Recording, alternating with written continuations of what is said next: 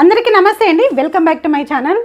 జనవరి 28వ తారీఖు ఒక గొప్ప విశేషం మన తెలంగాణలో జరగబోతోంది. అదే మేడారం జాతర. ప్రపంచంలోనే అతి పెద్ద జాతర అని కూడా దీన్ని అంటారు.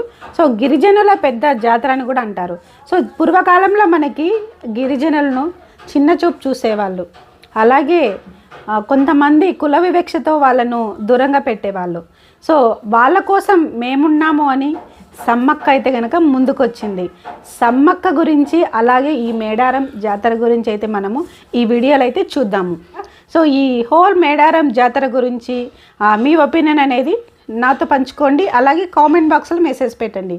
సమ్మక్క పులులతో ఆడుకుంటూ కనిపించింది కోయదొరకు. ఆ కోయదొర అక్కడ చూసి పులులు వెళ్ళిపోయిన తర్వాత సమ్మక్కను వాళ్ళ గూడారంకి తీసుకొచ్చుకున్నారు. గూడారంకి తీసుకొచ్చిన తర్వాత వాళ్ళ గూడెం మొత్తం ఎంతో పండగ వాతావరణం నెలకొంది. వాళ్ళ కష్టాలన్నీ తీరిపోయి వాళ్ళకి అన్ని శుభాలే జరుగుతున్నాయి అనేసి చాలామంది అక్కడ ఆమెను ఒక తల్లిలాగా, ఒక అమ్మవారే మనకు వచ్చింది, మన ఇంటికి వచ్చింది, మన గూడానికి వచ్చిందని ఎంతో భక్తి శ్రద్ధలతో బాగా సంతోషంగా ఆమెను చూసుకునేవాళ్ళు.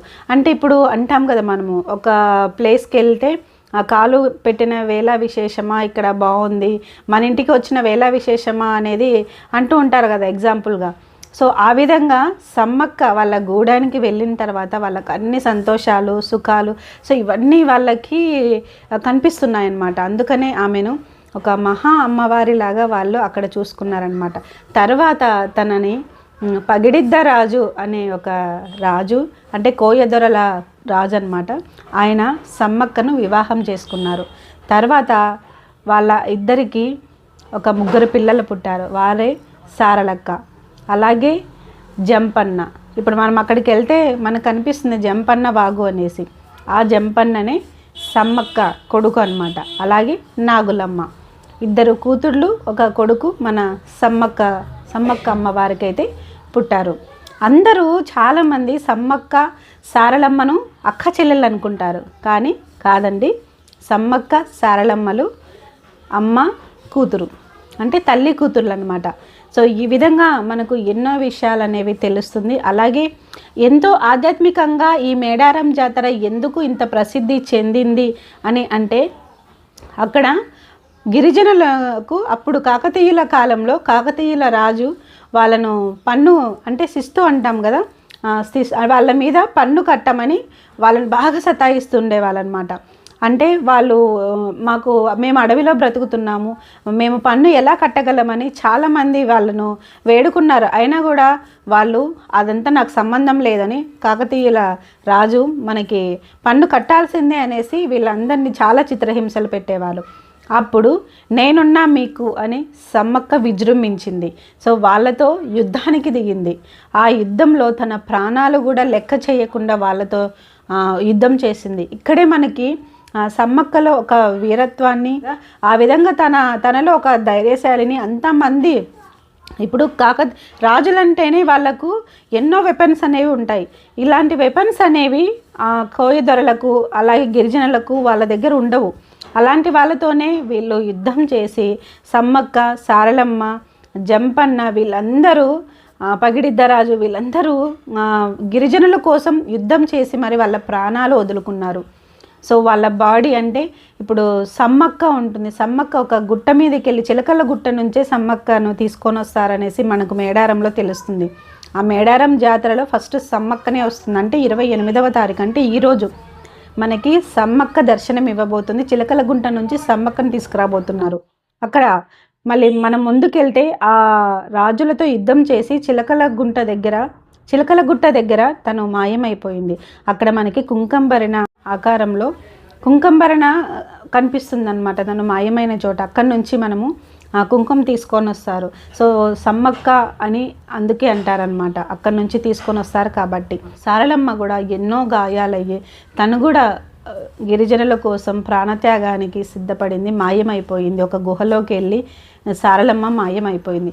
అలాగే జంపన్న వీళ్ళ ఇద్దరి తర్వాత, అంటే సమ్మక్క సారలక్క తర్వాత వాళ్ళతో చాలా పోరాడి లాస్ట్కి జంపన్న కూడా ప్రాణత్యాగానికి సిద్ధపడ్డాడు. కానీ కాకతీయులతో నేను చావకూడదు అనేసి అక్కడ జంపన్న వాగు ఉంటుంది, ఒక వాగు ఉంటుంది, ఎర్రవాగు అని కూడా అంటారు దీన్ని. ఆ వాగులో మునిగిపోతాడనమాట. అంటే తను ప్రాణం తీసుకుంటాడు, తనంతకు తానే ప్రాణం తీసుకుంటాడు ఆ వాగులోకి దుంకి. అందుకనే దాన్ని జంపన్న వాగు అని అంటారు. ఇంతటి చరిత్ర కలిగిన మేడారం జాతరనైతే ప్రతి ఒక్కరూ చూడాల్సిందే. 2 సంవత్సరములకు ఒకసారి జరిగే ఈ జాతరకు ప్రతి ఒక్కరూ రావాలి, అలాగే ఆ సమ్మక్క సారలమ్మ ఆశీర్వాదం తీసుకోవాలి అంటారు. ఇక్కడ మనం స్పెషల్గా చెప్పుకోవాల్సింది ఇంకొకటి ఉంది, అదే బంగారం. అంటే మనము బంగారాన్ని సమ్మక్క సారలకలకు నైవేద్యంగా సమర్పిస్తారు, అంటే బెల్లం అన్నమాట. కొంతమంది అమ్మవార్లకి నగలు పెడుతూ ఉంటారు, పట్టు చీరలు పెడుతూ ఉంటారు. అంత స్తోమత లేని వాళ్ళు ఈ బెల్లంని సమర్పించినా కూడా అమ్మవారి ఆశీస్సులు మనకు ఉంటాయనేసి ఒక ప్రగాఢ ఒక నమ్మకం అనేది జనాల్లో నిలిచిపోయిందనమాట. ఇప్పుడు అదే బంగారం అనే పేరు అందుకే వచ్చిందనమాట. బంగారం పెట్టలేని వాళ్ళు అమ్మవార్లకు బెల్లాన్ని కూడా సమర్పిస్తే అమ్మవాళ్ళు మన కోరికలు ఖచ్చితంగా నెరవేరుస్తుంది అనేసి మనకి తెలుస్తుంది అనమాట. అందుకే దాన్ని బంగారం అంటారు. సో ప్రతి ఒక్కరూ అక్కడికి వెళ్ళి ఆ బంగారాన్ని సమర్పించి అమ్మవాళ్ళకి వాళ్ళ కృపకు పాత్రలు అవుతారు. నేను కూడా ఎప్పుడెప్పుడా చూద్దాం అనుకున్న మేడారంకి అయితే నేను 10 days బ్యాకే వెళ్ళేసి వచ్చాను. అక్కడికి వెళ్ళిన తర్వాత నాకు అంటే కొత్త గద్దెలు కడుతున్నారనమాట. అక్కడికి వెళ్ళినప్పుడు నేను చూశాను. సో అక్కడైతే చాలా ఒక ఆధ్యాత్మికత అనేది చోటు చేసుకుంటుంది. మనకి ఎక్కడైనా సరే టెంపుల్స్లలో, అమ్మవారి టెంపుల్స్లలో ఒక పెద్ద టెంపుల్ ఉంటుంది, గోపురం ఉంటుంది, అక్కడ అమ్మవారిని ప్రతిష్ఠిస్తారు. ఇవన్నీ మనము చూస్తూ ఉంటాం. అక్కడ టెంపుల్ అలాంటిది ఏమీ లేదు. అమ్మవార్ల గద్దెలు చూస్తుంటే నాకు నిజంగా చాలా సంతోషం అనిపించింది. మనసులో ఒక పులకరింత అంటారు కదా అమ్మవారిని చూస్తుంటే. అంటే నేను అనుకోకుండా ఇలాంటి నా యూట్యూబ్ ఛానల్ స్టార్ట్ చేసిన తర్వాత ఇలాంటి వాటికి అంటే ఇలా మన సనాతన ధర్మాన్ని, హిందూ ధర్మాన్ని ముందుకు తీసుకెళ్ళడానికి నేను టెంపుల్ షూట్ చేస్తూ ఉంటాను కదా. ఈ నేపథ్యంలోనే నేను మేడారంకి వెళ్ళడం జరిగింది. అక్కడ అమ్మవారిని దర్శనం చేసుకున్నాను. నాకైతే మనసు ప్రశాంతంగా అనిపించింది. అలాగే అక్కడ చాలా విషయాలు నేను నేర్చుకున్నాను, చాలా విషయాలు కూడా చూశాను. సో మనకు కొత్తగా మేడారంలో మన గవర్నమెంట్, కాంగ్రెస్ గవర్నమెంట్ వచ్చిన తర్వాత మనకి అక్కడ ఆధునీకరణ కూడా చేస్తున్నారు. అవన్నీ నేను చూశాను. ఆల్రెడీ నా ఛానల్లో వీడియోస్ కూడా పెట్టాను. అవి ఎవరైనా చూడకుంటే నేను డిస్క్రిప్షన్లో లింక్ ఇస్తాను. అలాగే ఈ వీడియో చివరిలో మీకు లింక్ వస్తుంది, ఒకసారి ఓపెన్ చేసి చూడండి స్క్రీన్ మీద కూడా. సో ఇలాగే సపోర్ట్ చేస్తూ ఉండండి నా ఛానల్ని. సో మేడారంకి ప్రతి ఒక్కరూ వెళ్ళాలని అనుకుంటున్నాను, ఎందుకంటే సుదూర ప్రాంతాల నుంచి కూడా మేడారం చూడడానికి చాలామంది వస్తూ ఉంటారు. అలాంటిది మనం ఇంత దగ్గరలో తెలంగాణలోను, అందులోను హైదరాబాద్లో ఉన్న వాళ్ళు కూడా వెళ్తే ఆ అమ్మవారి ఆశీస్సులు కలుగుతాయని నేనైతే అనుకుంటున్నాను. సో మన మేడారం జాతర ఇంకా ప్రపంచవ్యాప్తంగా ఇంకా ప్రసిద్ధి చెందడానికి ఛాన్స్ ఉంటుందనేసి నేను అనుకుంటున్నాను. సో వీడియో నచ్చింది అనుకుంటున్నాను. నచ్చితే ఖచ్చితంగా లైక్ చేయండి, షేర్ చేయండి, సబ్స్క్రైబ్ చేయండి. అలాగే మీ ఒపీనియన్ ఖచ్చితంగా కామెంట్ పెట్టండి. ఇలాగే సపోర్ట్ చేస్తూ ఉండండి నా ఛానల్ని. మరో మంచి వీడియోతో మళ్ళీ నేను మీ ముందుకు వస్తాను.